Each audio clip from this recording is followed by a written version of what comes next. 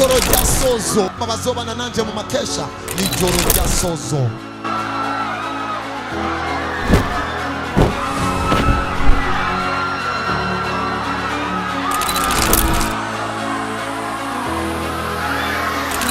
Lebra tata leima krakabaya.